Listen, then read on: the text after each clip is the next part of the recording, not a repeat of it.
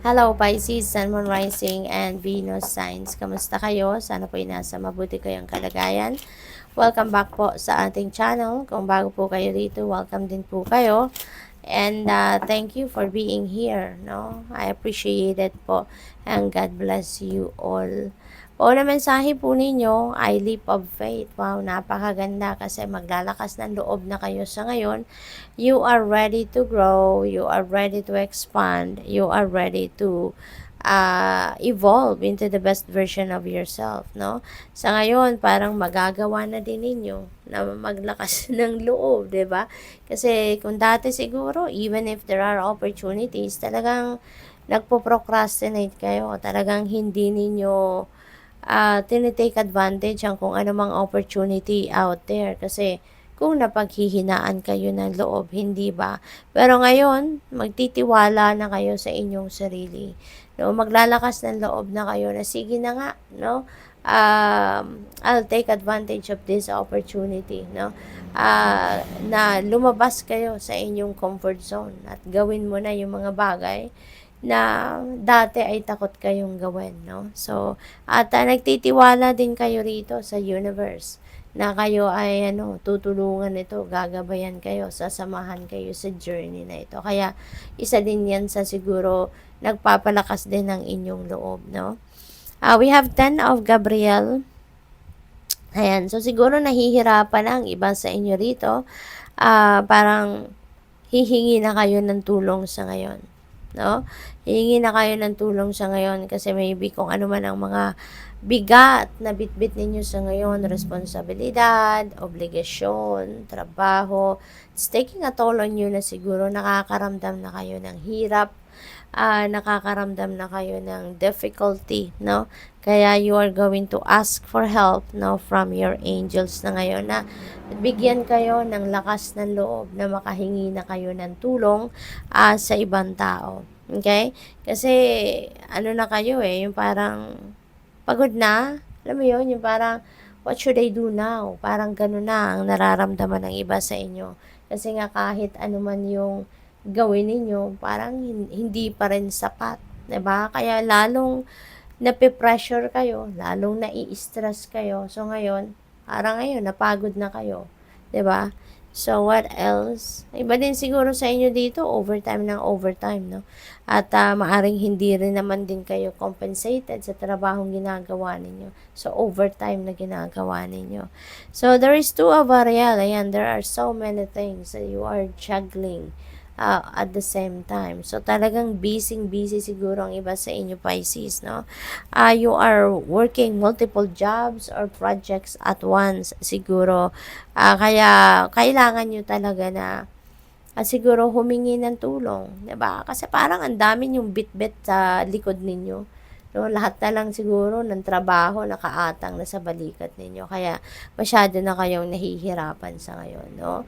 Multitasking, big time, no? Maaring ganyan din ang ginagawa ninyo. Kaya iniimbitahan kayo rito na bring the balance back in your life. Okay?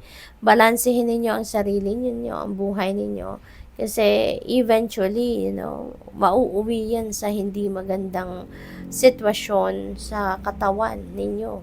'Di ba? Kailangan lahat ng bagay may oras kayo.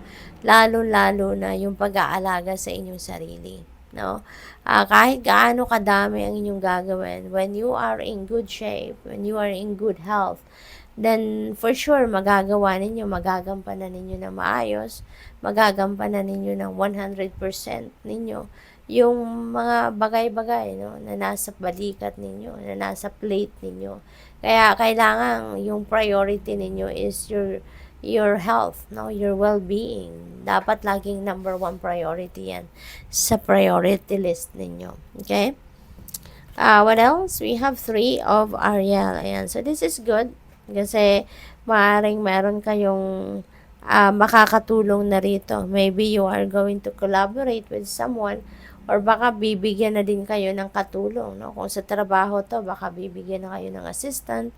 Kung sa pamilya naman ito, baka matutulungan na din kayo ng iba ninyong kapamilya. So this is good. The things are going to change at least for the better dito, no? And you would have time as well na dito na magawa din ninyo kung ano yung passion ninyo. Magkakaroon na din kayo ng oras para sa sarili ninyo, so which is really awesome. What else? We have 5 of Raphael. Yan, this is this is a reminder para sa iyo na everything happens for a reason. Lahat ng nangyayari sa buhay natin ay may rason, ay may dahilan, no? Kaya parang walang there's no waste of time, 'di ba? Sa buhay natin. Hindi nasasayang lahat kasi lahat may purpose. Lahat may dahilan kung bakit yan nangyayari sa buhay natin ng mga nangyayari. Kaya sa ngayon, kailangan na nating i-let go, no? Yung mga regrets ninyo, yung mga panghihinayang ninyo, yung mga sana, yung mga what if ninyo, no? Tanggalin na ninyo yan because that's just going to attract more negative situations, no, and negative experiences into your life. Tanggapin na lang natin na sadyang ganun talaga ang buhay. Kailangang dumaan tayo sa kung anumang mga sitwasyon na pinagdadaanan ninyo, 'di ba? Because it's part of your journey, it's part of your life, no? So ngayon, you might as well release the regrets, release the what ifs ninyo at i-embrace ninyo yung happiness, 'di ba? Kasi lahat naman ng sitwasyon para sa atin yun, para sa ikakabuti natin. Everything that happens sa buhay natin is for our highest good, even if it doesn't seem like it. But at the end of the day, you will see, no? Makikita mo ang resulta nito, ang dulo nito, it is for our highest good. Your angels will only give you the challenges that you are capable of handling. Ayan, kaya wag kayong mag-alala. Wag ninyong ikalungkot kung meron kayong mga pinagdadaan ng mga challenges sa buhay kasi unang-una hindi rin yan ibibigay sa iyo if it's not for you at if it's not meant to help you in the end, 'di ba? At kung hindi mo yan kayang solusyonan or hindi mo kayang i-handle, hindi yan ibibigay sa iyo. Okay? May tiwala sa iyo ang universe, no? So we have, look at the clouds to see the answer you seek from your angels. Ayan. So maybe you are asking for signs, maybe you're asking for guidance, and ito na, may sagot na sa inyo. Kaya binibigyan na kayo dito ng heads up na tumingala kayo sa langit, tumingala kayo sa mga clouds para makita ninyo kung ano yung mga sagot sa tanong ninyo or sagot doon sa mga hinihingi ninyo. Go into nature and clear any negative thoughts or energies you may have. Okay?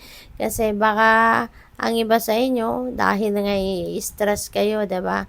So, ayun, iniimbitahan kayo dito, go into nature, spend time with nature para ma-clear ang mga negative thoughts ninyo and negativity sa inyong energy field. Okay? Kasi yung nature spirits, they're very healing, very therapeutic, no? Kaya, kung ano man ang mga stress na nararamdaman ninyo, that will eventually fade away, no? So, good luck sa'yo. Thank you for watching Love and Light. Namaste.